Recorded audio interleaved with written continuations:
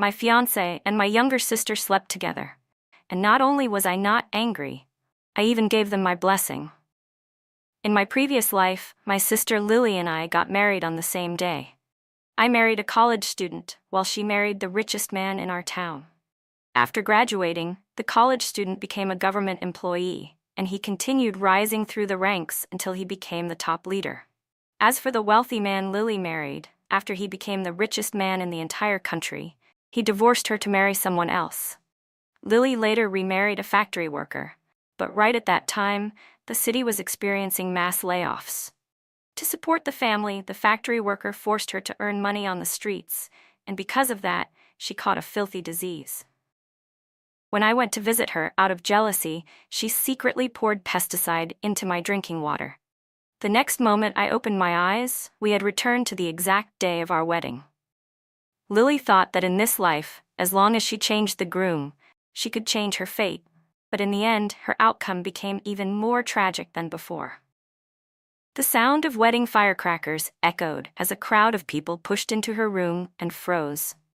On the wedding bed, two naked people were lying together. After the initial shock, everyone turned to look at me, because one of those people was today's bride, my sister Lily, and the other was my fiancé, Andrew Turner. My mother was the first to react.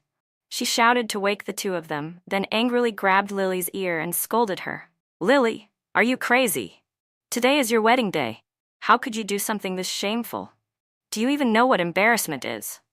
She slapped her several times, but Lily didn't show even a hint of shame. On the contrary, she looked smug. Lily immediately knelt down and said, "Mom, please stop hitting me. Andrew and I truly love each other. I don't want to marry Cole Davenport. Please let me marry Andrew instead." I noticed Andrew's ears turn red. I knew he was already awake, but to save face he pretended to be asleep and even pulled the blanket higher when no one was looking. My mother exploded. "What are you talking about? Andrew is your sister's man. Everyone saw what you two did. No matter what, you've already slept with him. If you don't let me marry Andrew, I'll jump into the river." Lily looked like she was ready to go all the way. At that moment, someone walked in and said, "The groom is almost here, only 2 blocks away. Tell the bride to get ready quickly." My mother nearly collapsed. Why today of all days? How am I supposed to face Cole Davenport now? Lily pointed at me. "Just let Lana marry in my place." Hearing that, I immediately understood Lily had also been reborn. Lily and I are twins. Because we were both beautiful, matchmakers started coming to our house as soon as we turned 18. To pay for our younger brother's education and eventually find him a wife, my mother married us off to 2 different families. One was the son of the village chief, Andrew Turner. The other was the wealthiest man in town, Cole Davenport. In our previous life, even though Andrew was the chief's eldest son, he was unattractive and poor. His family was even more financially strained than ours, and they had to borrow money for the bride price. That's why Lily chose Cole Davenport without hesitation. But the marriage lasted less than 2 years before ending in divorce. Later, Cole's business flourished and he became the richest man in the country, while Lily's life fell into misery. As for me, the one who married Andrew Turner, he was a college student who joined the government right after graduation. Within 5 years, he rose to the highest leadership position, and I became someone admired throughout the entire city. That's why in this life, Lily didn't hesitate to choose Andrew. Hearing Lily's words, my mother sighed, then turned to persuade me. "Lana." My mother sighed and said, "This whole mess is Lily's fault, but the Davenport family's bride price has already been used to pay your younger brother's tuition. Besides, the Davenports have influence. We can't afford to offend them." The Davenports had a terrible reputation in our town. Cole Davenport's father had once gone to prison for murder. Cole himself left school after 8th grade and started drifting around with a bunch of street punks. His mother couldn't speak and never stepped outside, and his younger sister had such a rough personality she didn't resemble a girl at all. Because of that, no matter how wealthy they were, they still had to pay an abnormally high bride price just to get a bride. At this moment, everyone's eyes were on me, because everyone knew how deeply I had loved Andrew Turner. They were all waiting to see how I would react. Unexpectedly, I didn't hesitate at all. I picked up the bridal veil and the wedding dress, then walked straight into the inner room, agreeing to marry Cole Davenport. Cole worked in the clothing trade and often traveled down south to purchase goods. He was rarely home. He married solely to have someone take care of his mother and sister, so he didn't care who the bride was. That's why when he lifted the bridal veil and saw me, he didn't seem surprised. That night, he entered the room reeking of alcohol. I tightened my hands, and before I could say a word, I saw him pull a large travel bag out of the closet. "I have to take a trip down south tonight. I'm leaving now. You can sleep alone." As he spoke, he took out 5 100 yuan bills from the bag. "This is your living allowance for the next month. Take good care of my mother and sister." Looking at the money in my hand, my eyes widened. My own family of 6 didn't even spend 20 yuan in a whole month. Seeing my expression, Cole let out a mocking snort and walked out. I snapped out of it and hurriedly called after him, "Cole!" He turned back, frowning as if expecting me to say the money wasn't enough. Because of his years in the underground world, although he was handsome, his whole aura had a dangerous edge that made people feel he could explode at any moment. I stood up, took a small tube of ointment from my bridal belongings, and handed it to him. "It's the rainy season down south. It's easy to get skin inflammation. This will help." He paused, accepted the ointment, and stared at me with a complicated expression. "Anything else?" I nodded, then shook my head, gathering my courage to ask, "Can I use some of this money to buy books?" Having lived once already, I understood clearly that relying on a man was useless. I needed an education. I had always been a top student. If my mother hadn't forced me to quit school to support my younger brother, I might have been able to take the college entrance exam. Because I had always longed for education, in my previous life, I had been completely smitten with Andrew Turner, someone with a college degree. I never expected he'd turn out to be a pervert with terrible grades, whose degree was bought through connections, even stealing someone else's spot. Thinking about what happened after I married him in my previous life, I felt sick to my stomach. But to Cole, my reaction seemed to mean something else. His voice suddenly softened. "Fine.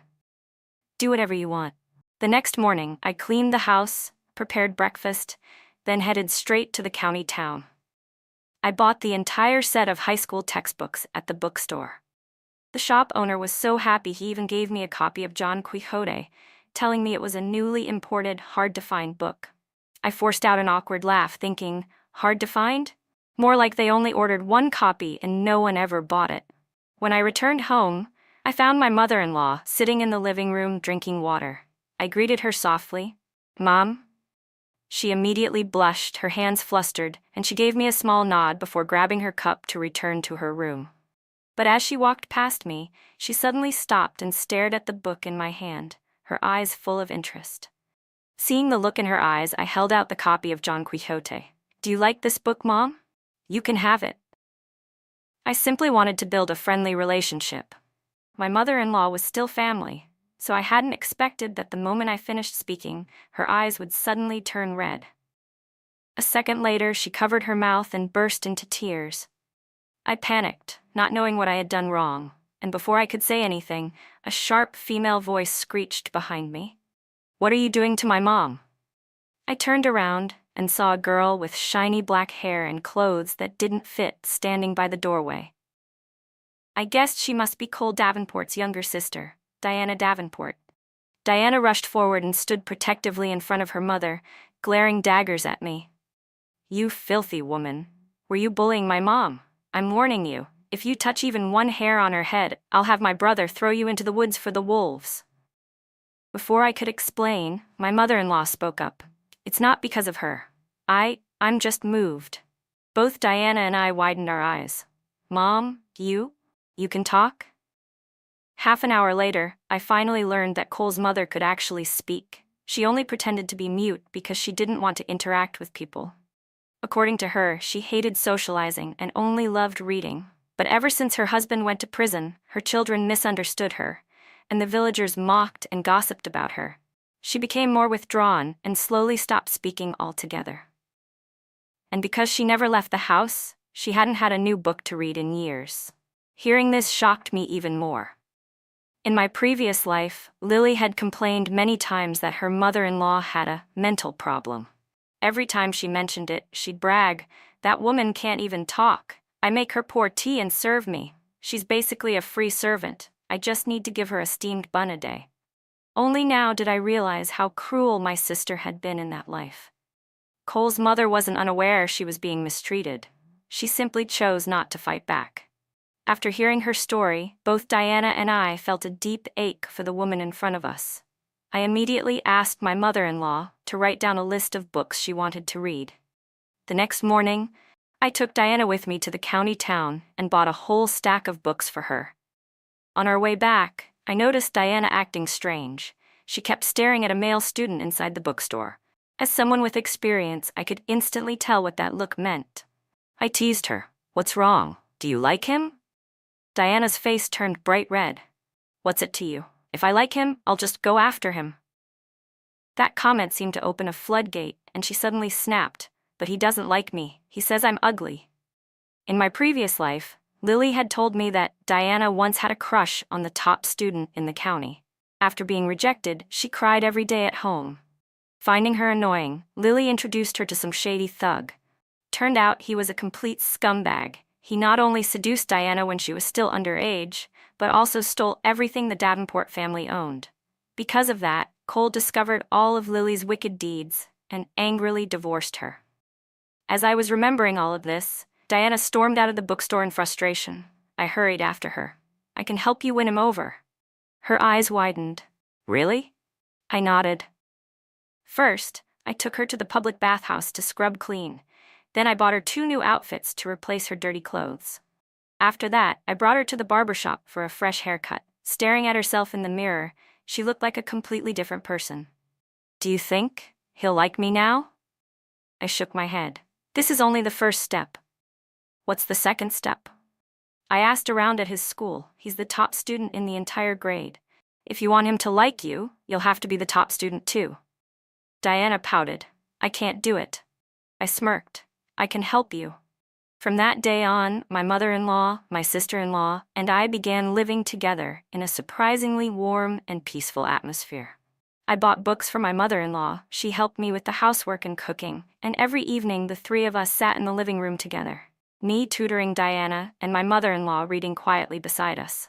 When Cole returned home and saw that scene, he cleared his throat lightly. Diana immediately threw herself at him. "You're back! You're back!" Cole stared at her in disbelief. "What happened to you? How did you turn into this?" Diana grinned proudly. "It's all thanks to my sister-in-law." Cole lifted his head and looked at me. I blushed and slipped quietly back into my room. Not long after, he followed me in and said, "Thank you. I've heard everything these past few days. Thank you for taking care of my mother and my sister." I waved my hand. "We're already husband and wife. Your family is also my family. There's no need to thank me." Cole froze for a few seconds, then unexpectedly smiled. "Okay." From that day on, his attitude toward me slowly changed. From cold and distant, he gradually became more warm and approachable.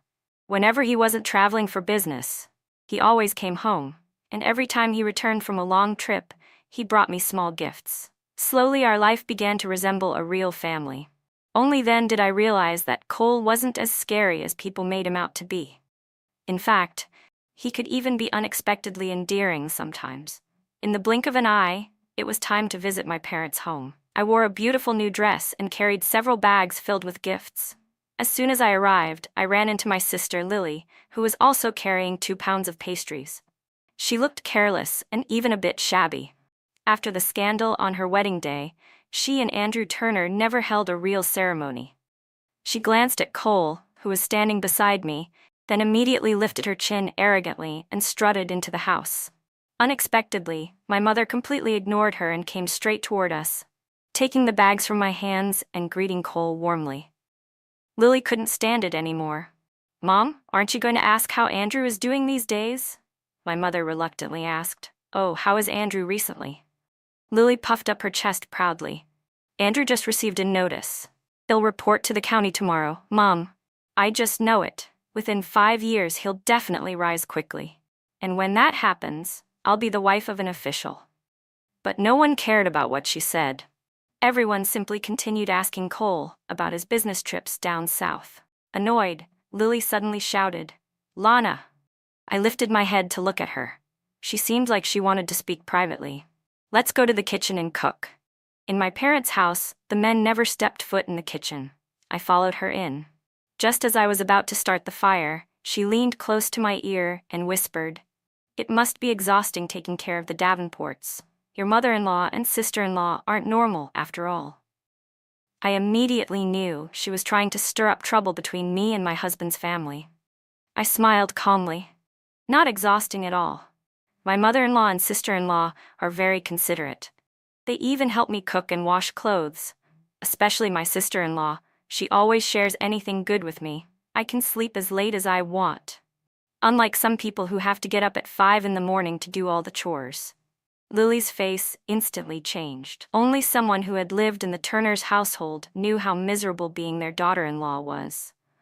Lily had to take care of Andrew's parents and his 2 younger brothers, and all the heavy, dirty chores landed on her shoulders. After just a few days, her hands had already begun to crack. She bit her lip and sneered. "I heard that right after the wedding night, Cole left to do business.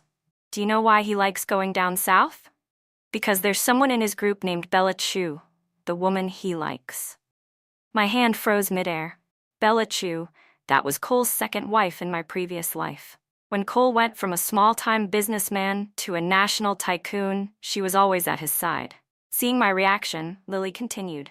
"Cole Davenport treated Bella Chu far better," Lily continued. "He took her everywhere he went. Every cent he made, he handed over for her to manage. You know what they say, where the money goes, the heart goes." My heart dropped, and I bit my lip. At that moment, the kitchen door swung open, and Cole stepped in with a cold expression. Lily immediately went silent. It seemed she didn't have a good impression of him, maybe even a bit of fear. I knew that in the previous life after their divorce, Cole had used a few harsh methods that scared her so much she never dared trouble her wealthy ex-husband again, no matter how miserable she was. Cole walked closer, leaned down beside Lily's ear, and whispered something in an icy tone.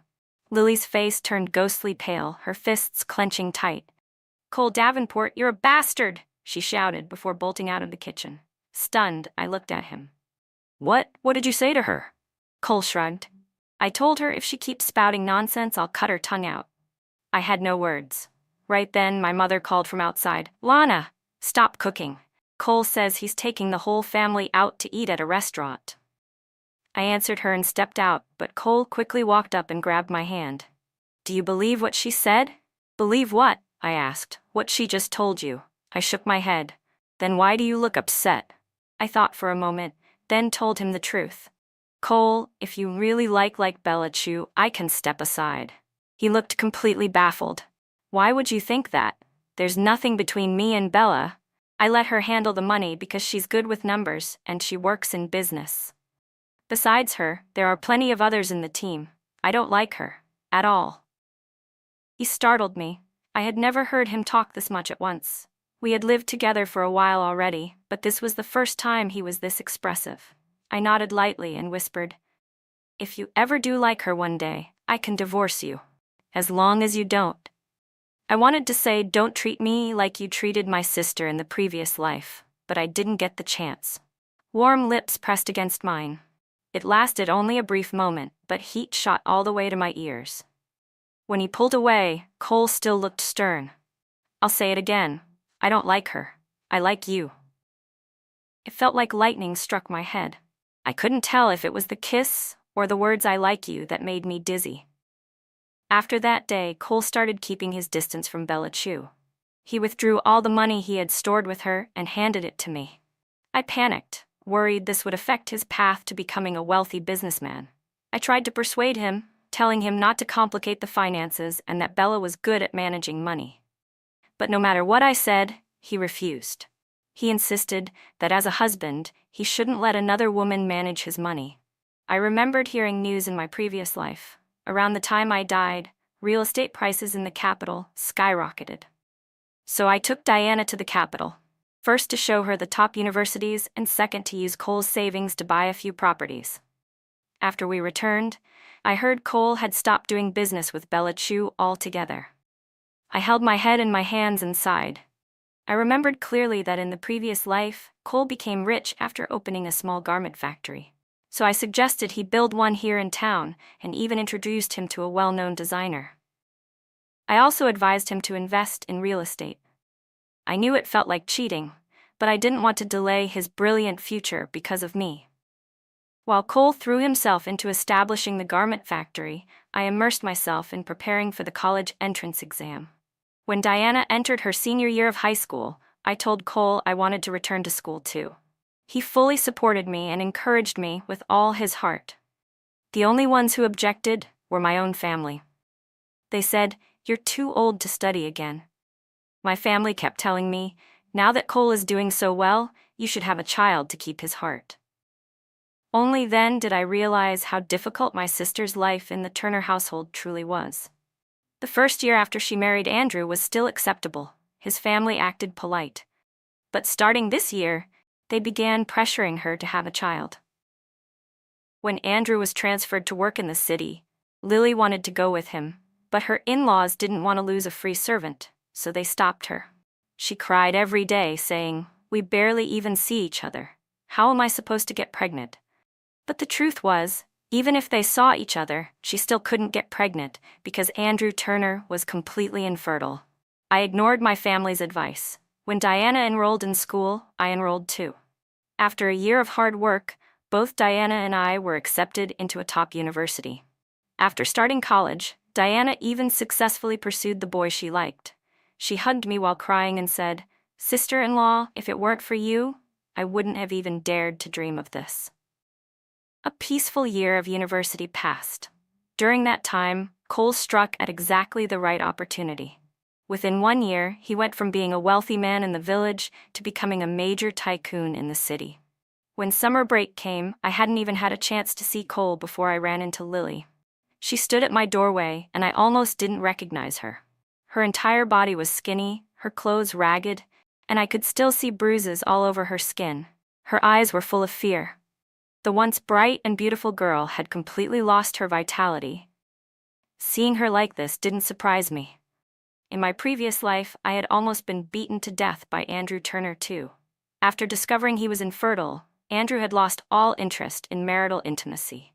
At work, he bowed and scraped to everyone, but once he returned home, he needed somewhere to vent his anger. With no outlet, he turned violent. He became addicted to beating his wife, finding sick pleasure in tormenting me. In the beginning, he'd pick fights and then hit me. Later, one glare was enough to make him grab whatever he could, sometimes a cup, sometimes a chair, and throw it at me. The moment Lily saw me, she grabbed my hand tightly and said something that stunned me. "Lana, you were reborn too, weren't you?" I forced myself to stay calm. "Reborn? What are you talking about?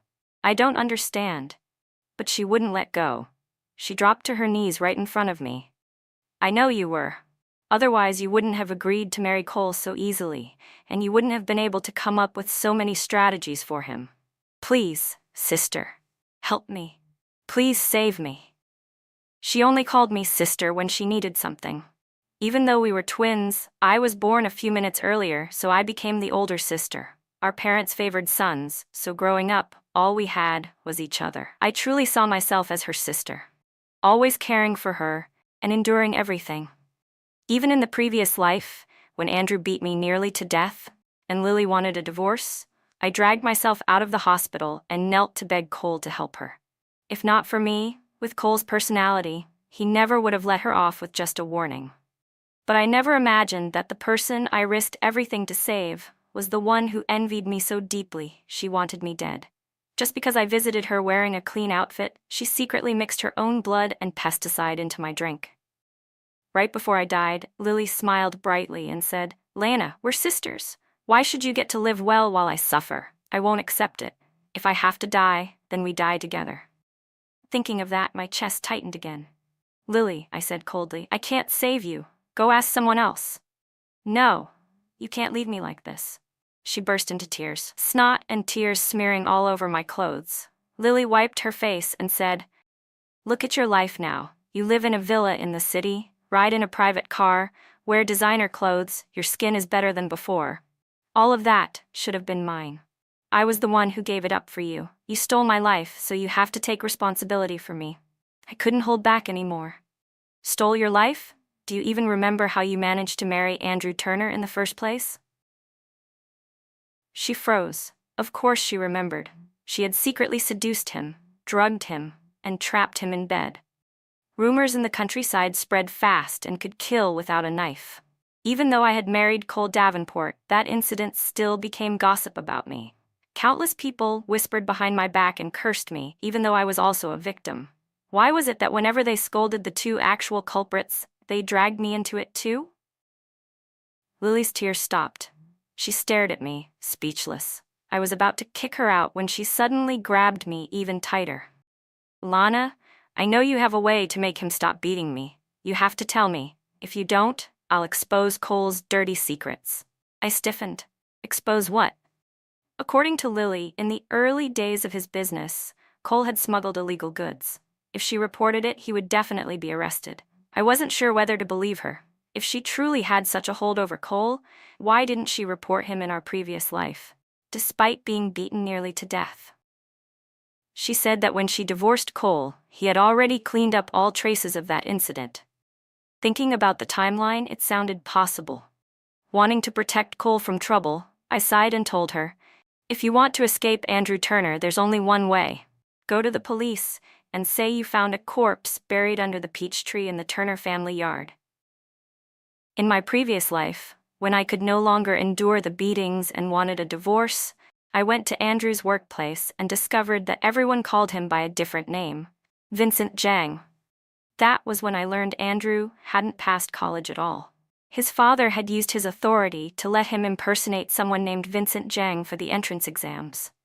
Vincent Jang was a villager too, an orphan who had gone missing 3 years prior. Later, I accidentally overheard Andrew and his father talking. It turned out that in his 3rd year of college, Vincent Jang found out about the exam fraud and confronted them. They beat him to death and buried him under the peach tree in their yard. After learning the truth, I had wanted to report it to the police, but Andrew and his father found out. At that time, Andrew already held a high government position. Since I had appeared at his workplace, perhaps because he needed to maintain the image of a model husband, or for some other reason, from that day on he stopped hitting me. But he began monitoring me strictly. Wherever I went, he dragged me along. Even when he wasn't home, someone watched me. Seeing how desperate Lily was to escape Andrew Turner, I truly thought she would go to the police. But instead, she didn't just fail to report him, she told Andrew everything I had said. 2 days later, Lily came to me in a panic, saying our mother was sick and begged me to go to the hospital with her. I followed her into the car, but after a while, I realized we weren't heading toward the hospital. Aren't we going to the hospital? Where are you taking me? I asked. Lily turned back and whispered, I'm sorry. My heart tightened. What do you mean? The car stopped in front of a small, isolated shack in the suburbs. When I saw Andrew Turner step out of the house, everything became clear. I couldn't believe it. I stared at Lily. You didn't report him to the police? She pouted. If I did, he'd get arrested. I just don't want to get beaten anymore. I don't want to lose him, Lily said. You're insane. I never imagined my sister could be so twisted, so blinded by status and vanity that she would do something like this. Rage surged inside me. So you sold me out? Lily tried to act innocent. Didn't you tell me those things first? Don't worry, Andrew just wants to talk to you. I screamed. You actually believe that? He's killed someone before.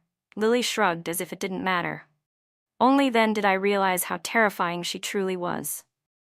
The door swung open. Even if I wanted to run, there was no escaping a grown man.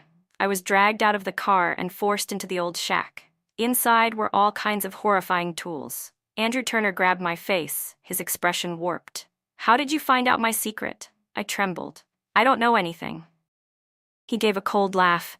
Doesn't matter how you knew, you're not leaving here alive.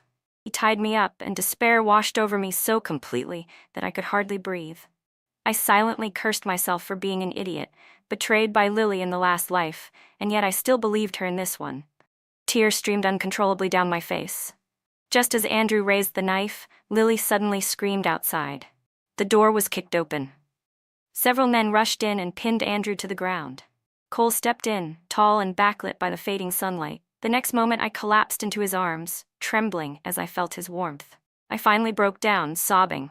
Cole cupped my face, his expression pained as he looked at the injuries. His eyes were full of tenderness. "Lana, I'm late." I shook my head. "No, you came just in time." Behind us, Andrew screamed, "What are you doing? Do you know who I am? I work for the city." Before he could finish, Cole kicked him square in the stomach. Andrew wailed, tears streaming. "Cole Davenport, how dare you hit me, my father?" Cole grabbed him by the hair and slammed his head into the floor. "Your father what? The police went to your house and arrested him already." Andrew's eyes went wide. "What?" Cole narrowed his eyes. "You messed with the wrong person. You dared to lay a hand on my wife." Soon after, the police arrived. They must have found the body under the peach tree, and they were here to arrest him. Lily was arrested as well. Before getting in the police car, she suddenly went hysterical. She threw herself at Cole, clinging to his leg. "Cole, I'm the one who was supposed to marry you. I'm your real wife. Save me. I don't want to go to jail." Cole kicked her away, disgust twisting his face. "What nonsense are you spouting? I only have one wife, Lana. You were the one who broke off the engagement. But you liked me before. We never officially registered the marriage. I was wrong, okay? I won't do anything bad again. I'll take care of your mom and sister. Just choose me instead." She babbled like someone who'd lost her mind. Cole remained ice cold. "Get lost. Don't ever come near me again." In the end, Lily was taken away. Cole carried me to the car. He didn't say a word on the way home, his face dark with anger. When we arrived, I was about to step out when he suddenly lifted me into his arms. A few of his friends standing nearby let out teasing whistles. My face burned red, and I buried myself against his chest. A minute later, he set me down on the bed. He leaned over me but didn't touch me, just stared into my eyes, voice low and steady. "Lana, what exactly happened?" The moment Lily came to find me, I'd already sensed something was wrong. So I had asked Diana to look for Cole, report everything to the police, and tell him about the body buried beneath the peach tree at the Turner house. Cole had wide connections. With only a few inquiries, he learned that I had been seen getting into a car. He learned I had gotten into a car heading toward the mountains, so he chased after us immediately and managed to save me in time. But he still didn't understand how I knew that secret, or why my sister had said such strange things. With Cole's sharp instincts, I knew I couldn't hide anything from him, so I told him everything from beginning to end. By the time I finished, I felt a little guilty. I don't know if you believe me or not, but I really have lived 2 lives. Everything feels like a dream. Before I could say more, he pulled me tightly into his arms. I felt his body trembling. I gently rubbed his back. "What's wrong? How could she hurt you twice like that?" he said, his voice shaking. Only then did I realize he was angry because Lily had hurt me. I let out a soft sigh. I don't know why she became this way either. When we were little, she was so sweet. She always shared good food with me. People say twins have a special connection. I used to believe that. Whenever I got sick, she'd feel unwell too. When I bumped my leg, she'd grab her leg and say, "Lana, it feels like my leg is breaking." Because of moments like that, I told her my secret. Cole's eyes softened with sadness as if something had just clicked. "So in the previous life, did I treat you badly too?" "It's not that you treated me badly," I said gently. "In the last life, we were basically strangers. You not being good to me was normal." I reached up to pat his head. For some reason, he felt like a big, obedient dog at that moment. He sighed. "I just don't know if staying with you in this life means I'll still become a national tycoon." I only meant it as a joke. I didn't expect him to lower his head and press a kiss on my hand. "I'll do my best," he whispered. "Don't worry. Anyone who hurt you, I won't let them go." Then he tapped my forehead lightly. "You're overthinking. I'm a law-abiding citizen." I finally relaxed. As long as nothing happened to him, everything would be fine. Less than 2 months later, news came from the prison. Andrew Turner was dead. The official reason was that he slipped and hit his head. But the truth was, he had made too many enemies and was beaten to death by a group of inmates. I asked Cole if he had anything to do with it. He chuckled and shook his head. "I'm a law-abiding citizen. I just visited a few old brothers before he went in. I had once heard that one of Cole's friends had been imprisoned for manslaughter, and back then, prison management wasn't strict. Deaths from beatings weren't unusual. Since Lily hadn't participated in the murder itself, she received a light sentence, but she still suffered greatly in the detention center. By the time she was released, her mind was completely unstable. Sometimes she insisted she was the wife of a tycoon. Other times she claimed she was the mayor's wife. Her family realized something was wrong and sent her to a psychiatric hospital. She asked for me, but I pretended not to know. A few days later, she jumped from the building and killed herself. They said right before she died, she kept repeating one sentence, "Then let's start over again." Life finally became peaceful and stable. Diana and I graduated from college. After careful consideration, I decided to continue studying for a master's degree and then a doctorate. Cole said he supported me and even dressed up nicely to take me to school for registration. By my second year of grad school, Cole had officially entered the ranks of national tycoons, and I was pregnant. Diana and her husband both became government employees, and their careers were thriving. The most surprising thing was my mother-in-law. At 50 years old, she published a novel and became an author. My life was still as dazzling as before, but compared to the previous one, it was so much happier.